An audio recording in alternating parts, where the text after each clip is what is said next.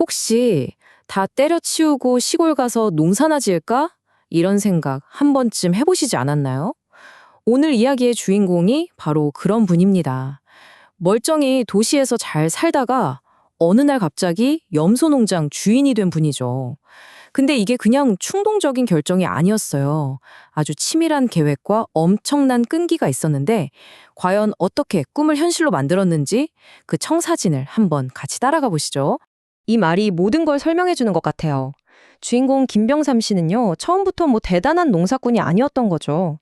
우리처럼 농업에 대해 아무것도 몰랐던 그냥 평범한 사람이었습니다. 그래서 이분의 이야기가 더 와닿는 것 같아요.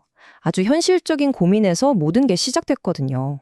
자, 그럼 궁금해지죠? 아니, 멀쩡히 서울에서 회사도 다니고, 심지어 자기 사업까지 해봤던 분이 왜 갑자기 염소를 키우기로 마음먹었을까요? 대체 무슨 사연이 있었던 걸까요? 그 이유를 지금부터 한번 파헤쳐 보겠습니다. 근데 이게 정말 놀라운 지점인데요.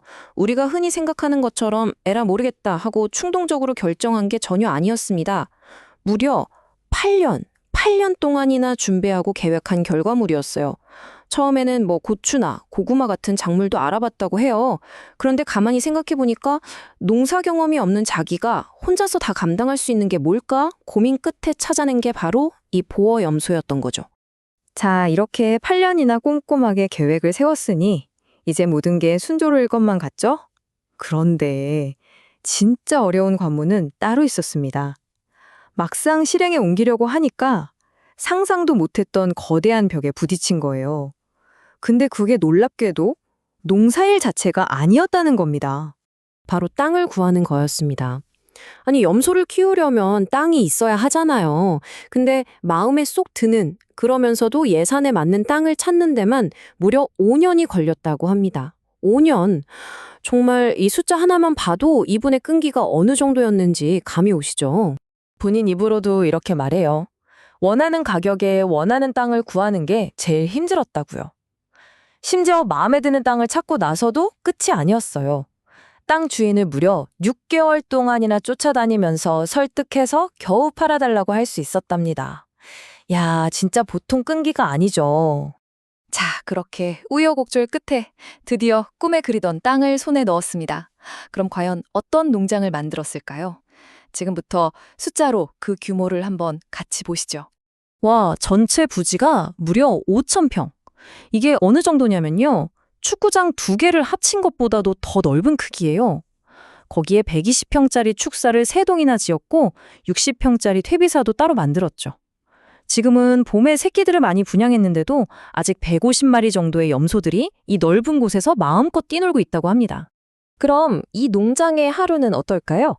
아침에 일어나서 먼저 사료를 챙겨주고요.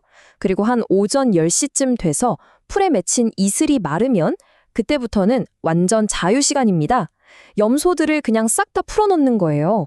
산으로, 언덕으로 자기들이 가고 싶은 곳에서 마음껏 뛰어놀게 하는 것, 이게 바로 이 농장의 가장 중요한 원칙이라고 합니다. 자, 좋습니다. 꿈도 있고 철학도 있고 다 좋은데 그래서 제일 중요한 거, 이게 과연 돈이 될까요? 이 현실적인 질문을 한번 던져보겠습니다. 과연 이 염소 농장 수익성이 있을까요? 결과는 생각보다 훨씬 더 놀랍습니다. 봄철에 분양할 때는요, 염소 한 마리당 가격이 무려 100만 원이나 한대요. 그래서 그때 올린 매출만 해도 1억 5천만 원에 달한다고 합니다. 물론 이것저것 비용을 다 빼야겠지만 잘만 하면 1년에 순수익으로 7천만 원까지도 기대할 수 있다는 계산이 나오는 거죠. 대단하죠? 하지만 이 높은 수익 뒤에는 정말 아슬아슬한 위험이 숨어 있습니다. 이 숫자가 한순간에 물거품이 될 수도 있거든요.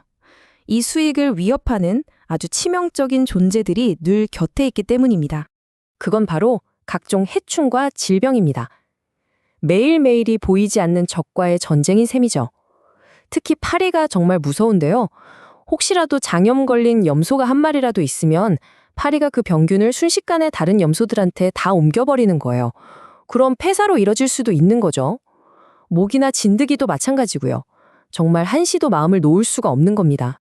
자, 이렇게 산전수전 다 겪으면서 농장을 일궈낸 김병삼 씨. 만약에 자신처럼 귀농을 꿈꾸는 사람이 있다면 과연 어떤 조언을 해줄까요? 이분이 몸으로 직접 부딪히며 얻은 아주 값진 지혜가 있습니다. 그 첫 번째 조언이 정말 의외인데요. 들어보세요. 가장 큰 걱정은 판로였어요. 근데 알고 보니까 그건 걱정할 필요가 없더군요. 아니, 이게 무슨 말이죠? 보통 사업 시작하면 물건 팔 데가 없어서 제일 걱정이잖아요. 근데 걱정을 할 필요가 없다니? 어떻게 그게 가능했을까요? 비결은 아주 간단하고 또 굉장히 스마트했습니다. 염소를 키우는 사람들끼리 모이는 온라인 커뮤니티나 블로그가 있대요. 거기에 그냥 염소들 사진이랑 가격을 척 올리기만 하면 그걸 보고 있던 전국의 도매업자들이 알아서 먼저 연락을 해온다는 겁니다. 굳이 발로 뛰면서 팔러 다닐 필요가 없었던 거죠. 정말 요즘 시대다운 방법이죠. 그리고 어쩌면 이게 가장 중요한 핵심 꿀팁일지도 모르겠습니다. 바로 절대 맨 땅에서 시작하지 말라는 겁니다. 이게 무슨 말이냐면요. 보통은 그냥 텅 빈 땅을 사서 건물을 새로 지으려고 하잖아요. 근데 그러지 말고 이미 허가가 나 있는 낡은 농장을 싸게 사라는 거예요. 그걸 사서 수리하고 고쳐 쓰는 게 새로 짓는 것보다 비용이 무려 80에서 90%나 절약된다고 합니다. 게다가 복잡한 허가 문제도 한 번에 해결되고요. 정말 현실적인 조언이죠. 자, 이렇게 사업적인 노하우까지 들어봤는데요. 마지막으로 이 모든 일의 근본에 깔린 그의 마음을 좀 들여다볼 필요가 있을 것 같아요. 그는 염소들을 그냥 가축으로 보는 게 아니라 내 아이들이라고 부르더라고요. 그 아이들이 그저 편안하게 스트레스 없이 신나게 뛰어놀면서 살았으면 좋겠다는 것. 이게 돈보다 더 중요한 그의 진짜 목표인 겁니다. 김병삼 씨의 이야기를 쭉 따라와 보니 마지막으로 이런 질문이 남는 것 같습니다.